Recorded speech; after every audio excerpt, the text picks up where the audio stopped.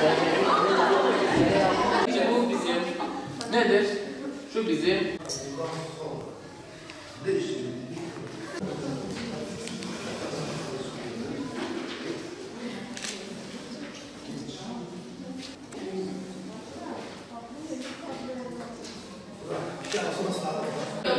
benzil oluyor gerekir. Benzil.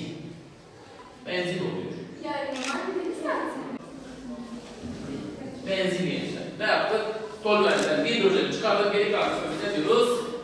Benzil diyoruz.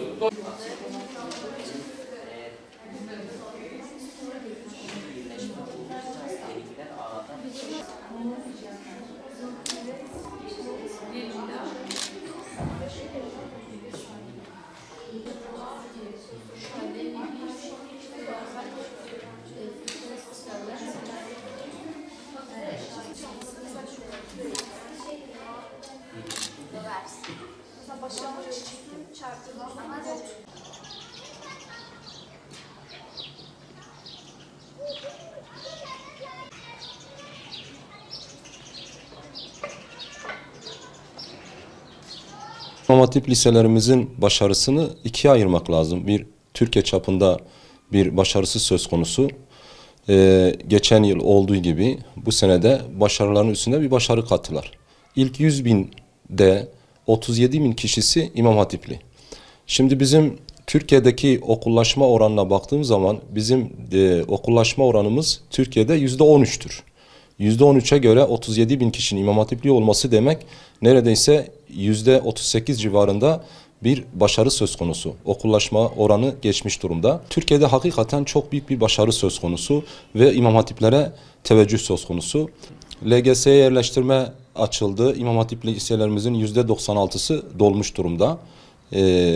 Bu arada hala tercih edemeyen velilerimiz varsa da yarından itibaren kendi okullarına gidip İmam Hatip liselerimizi tekrar bir tercih edebilirler eğer boş kontenjan illerinde söz konusuysa.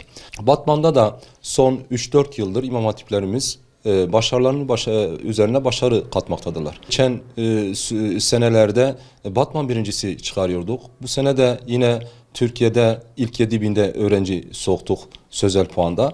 Sayısal puanda TP Fatma Zehra Anadolu İmam Hatip Lisemiz yaklaşık 12-15 civarında bir tıp fakültesi kazandırmış durumda. Dereceleri de ilk 5.000'de olan öğrencilerimiz var. İlk 3, 6, 7 ve 8, 9, 10 ta 20.000'e kadar çıkıyor.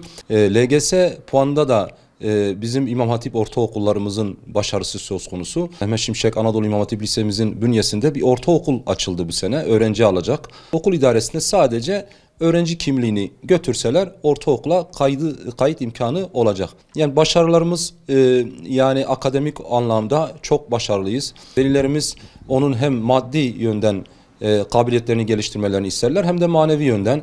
Biz ikisini birlikte veriyoruz. Yani çift kanatlı yetiştiriyoruz. Çocuklarını rahatlıkla İmam Hatip liselerimize velilerimiz gönderebilirler, güvenebilirler. Sınıf mevcutlarımız, fiziki şartlarımız gayet uygun durumda. Esasında milli eğitim müfredatını yerine getirmek bakımından herhangi bir fark bulunmamaktadır. Gerek sözel alandaki dersler, gerek sayısal alandaki dersler hepsi bizim okullarımızda verilmektedir.